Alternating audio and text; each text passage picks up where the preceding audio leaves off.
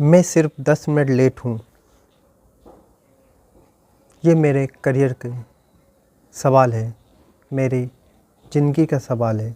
मुझे एंट्री दे दीजिए sir, please please please. यही शब्द थे 15 वर्षीय कोमल का, जो कि 10वीं की परीक्षा देने के लिए परीक्षा केंद्र पर 10 मिनट लेट पहुंची। वहां मौजूद टीचर से उसने रिक्वेस्ट की, हाथ जोड़े, फूट फूट कर रोने लगी। फिर भी किसी का दिल नहीं पसीजा। उसके बाद उसने वापस मायूस होकर घर गई, रोने लगी। घर वाले उसको दिलासा देने लगे, लेकिन चुपचाप ट्रेन में चढ़ी, ट्रेन से छलांग लगा दी और सुसाइड कर ली। ये कहानी दिल को झकझोर देने वाली है। ये कहानी सवाल खड़े कर रही है शिक्षा व्यवस्था पर। ये कहानी परीक्षा को लेकर कड़े नियम पर भी है। ये कहानी समाज को सोचने पर और सरकार को कड़े नियम में बदलाव करने पर भी है। नमस्कार, ये कहानी क्राइम की नहीं है, ये कहानी एक सुसाइड की है।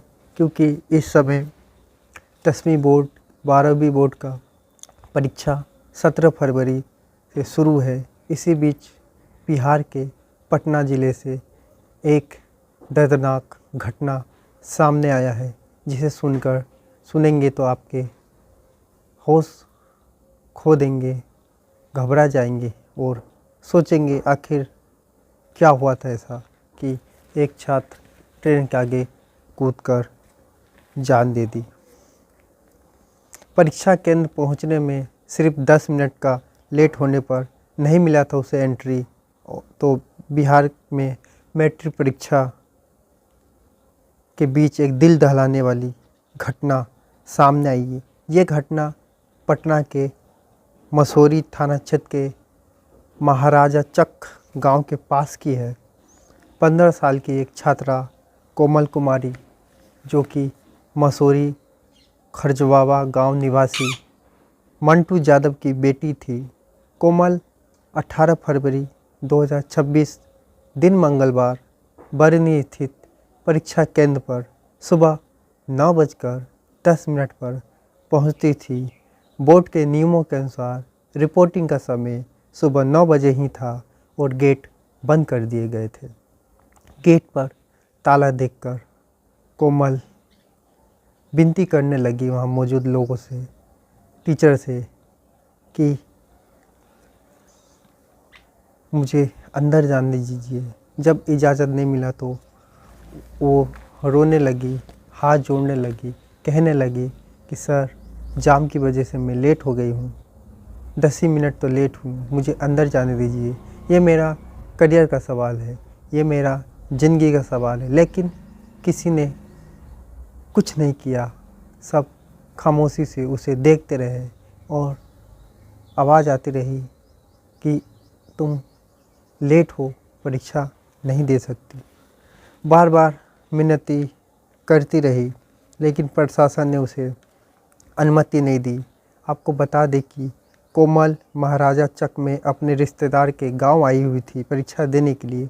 उसका एग्ज़ाम सेंटर गांव से करीब 6 किलोमीटर दूर था। सड़क पर जाम की वजह से वो बरनी परीक्षा केंद्र पर लेट पहुंची थी और वहां मौजूद लोगों से कह रही थी, मैं तो सिर्फ 10 मिनट लेट हूँ, मेरा ये करियर की ज़रूरी है।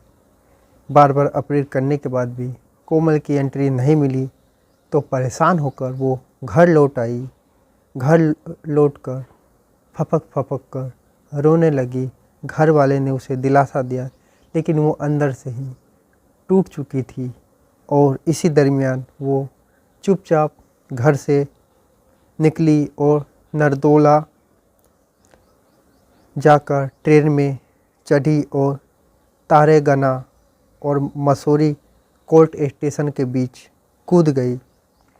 कूदने से उसे गंभीर चोट आया।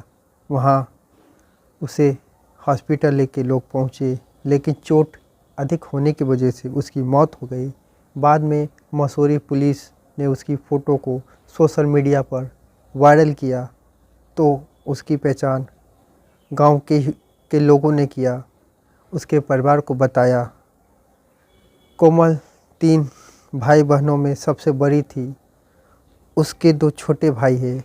उसके पिता राज्य में के बाहर जाकर मजदूरी करते हैं। इस घटना से पूरे इलाका में सदमे में है और परीक्षा के नियमों की सख्ती से लागू करने पर सवाल भी उठ रहे हैं। इस मामले को लेकर बिहार के विधानसभा और विधान परिषद में काफ़ी तूल पकड़ लिया है। इसमें पूर्व मुख्यमंत्री राबड़ी देवी ने भी कहा है कि उस व्यक्ति के खिलाफ कड़ी कार्रवाई की मांग की जिसने लड़की को प्रवेश रोक दिया था। देखिए वीडियो क्या कह रही है राबड़ी देवी। इसी बीच बिहार के शिक्षा मंत्री सुनील कुमार ने भी इसको लेकर संज्ञान लिया और उसने भी क्या कहा, देखिए वीडियो स्क्रीन पर।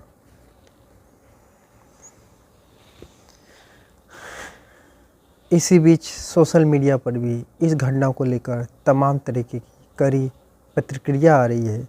लोग तरह तरह के सवाल भी उठा रहे हैं और कह रहे हैं कि शिक्षा पर हर बच्चों का समान अधिकार है। ये कोई दया का एहसान नहीं है, बल्कि देश के संविधान द्वारा दिया गया उसका मूल अधिकार है। फिर भी अगर एक मासूम बच्ची अपने ही हक के लिए हाथ जोड़कर विनती करे तो ये केवल एक घटना नहीं बल्कि व्यवस्था पर बड़े सवाल है। वहीं पर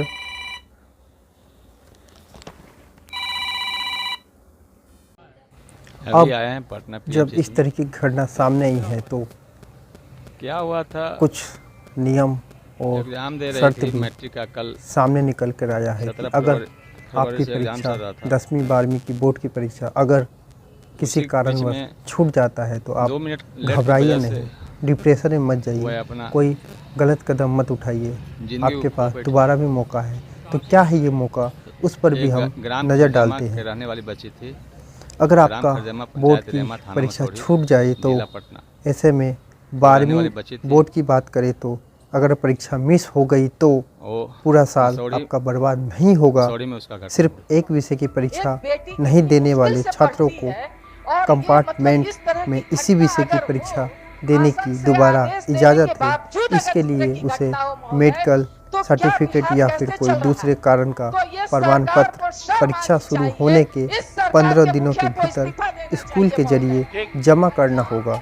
इजाज़त मिलने पर मई में उस विषय की परीक्षा दी जा सकती है।